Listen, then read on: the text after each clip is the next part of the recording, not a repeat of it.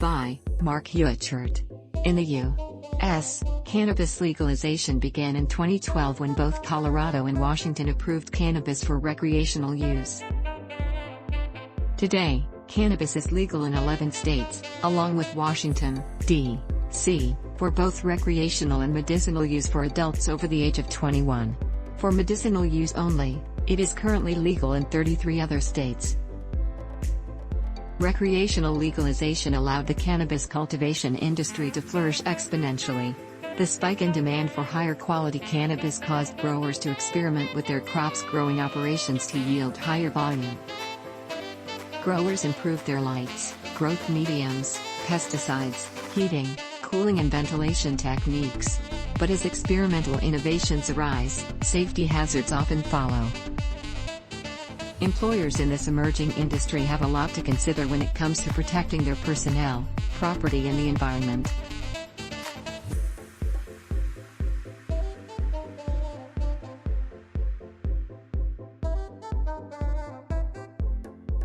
While greenhouses and other indoor growing facilities allow cannabis manufacturers to grow and process their crops in a highly controlled environment, these structures also pose several hazards such as exposure to carbon dioxide, CO2, carbon monoxide, CO, and ozone during cultivation.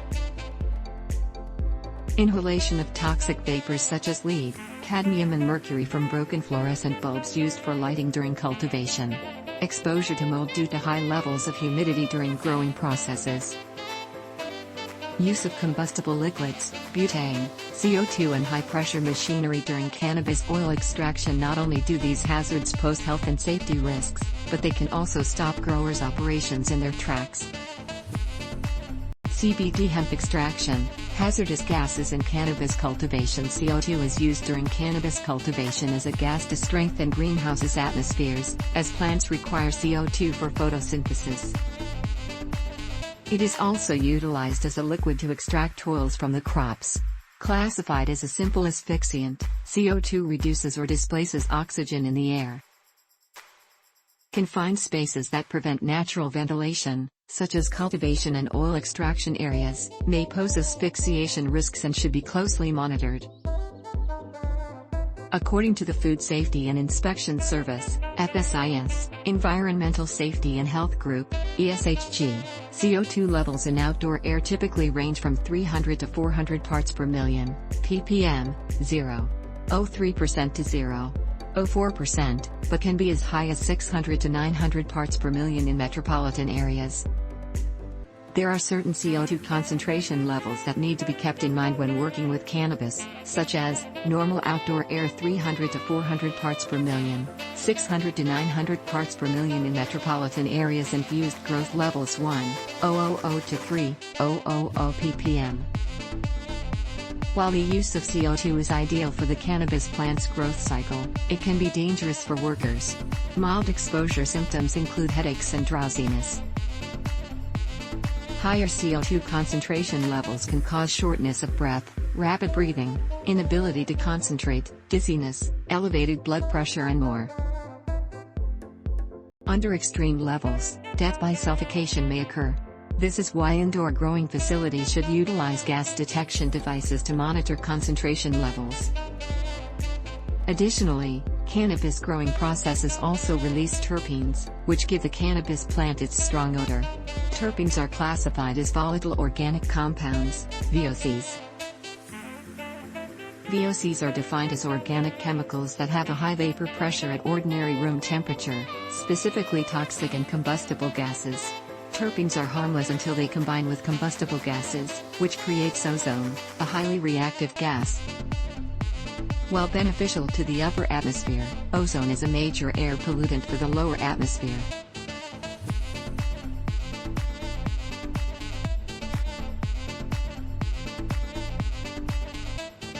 Since cannabis is often grown in greenhouses within industrial areas of cities, the plant's terpenes have a higher risk of commingling with nearby, gas-fueled, vehicles. Emissions such as nitrogen oxide, non-methane organic gases, carbon monoxide, particulate matter and formaldehyde. CBD hemp extraction, temperature management risks. Managing growing facilities' temperature ranges is crucial for optimal plant growth. Temperature is a key component in a plant's physical development, nutrient intake, and production of terpenes. Ideal temperatures for cannabis growth are 77 to 86 degrees Fahrenheit during the day and 63 to 64.5 degrees Fahrenheit at night. The variance in temperatures throughout the day is important to stimulate proper growth. Growers are able to regulate their facilities' temperatures by using heating, cooling, ventilation and HVAC systems.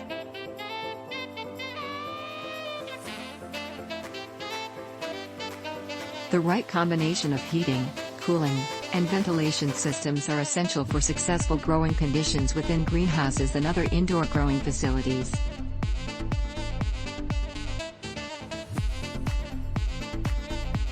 Cannabis manufacturers often use heated or heated air systems to raise facilities' temperatures. For hot systems, a boiler is used to heat, which runs through pipes throughout the facility, radiating heat to plants through convection or conduction. In addition, gas burners are used to heat air that is distributed via air ducts. Boilers and gas burners may produce carbon monoxide, CO, if the equipment is not properly maintained and serviced, putting workers at risk for CO poisoning. Common CO poisoning symptoms include dizziness, headache, weakness, vomiting, confusion, and chest pain. High concentrations of CO can cause fainting or, in extreme cases, death. Another method for heating is the use of grow lights. While grow lights produce a significant amount of heat, they also can cause any present combustible gases to ignite.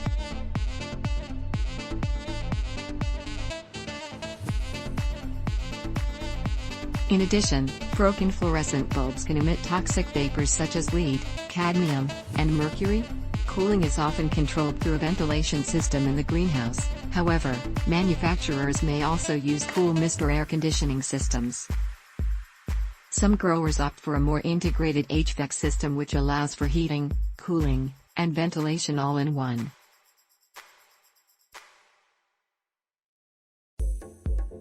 While these are not typically high-risk, HVAC systems could be a source for refrigerant leaks, exposing workers to anhydrous ammonia, pure ammonia without.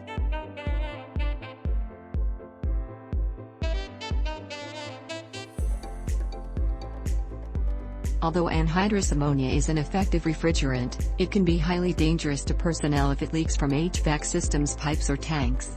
Therefore, gas monitoring systems with automatic shutdown capabilities should be implemented. CBD hemp extraction, portable and fixed gas detection solutions. Given the many exposure risks, continuous monitoring of gases within cannabis growing facilities is vital. And depending on the size of the manufacturer's structure and operations, there are a number of gas detection safety solutions, including fixed and portable devices that should be utilized and maintained along with the other equipment needed to grow cannabis. CBD hemp extraction, respiratory protective devices. In addition to utilizing gas detection systems, proper respiratory protective devices should be worn by personnel. Respiratory protective devices reduce the risk of workers' exposure to dust, mold, pesticides, toxic gases and vapors, and more. Selecting the appropriate respiratory devices should be determined by the growing facility's air monitoring results, in compliance with OSHA respiratory protection standard. #CBD Hemp Extraction, CBD Hemp Extraction 2021. Check our CBD affiliate marketplace.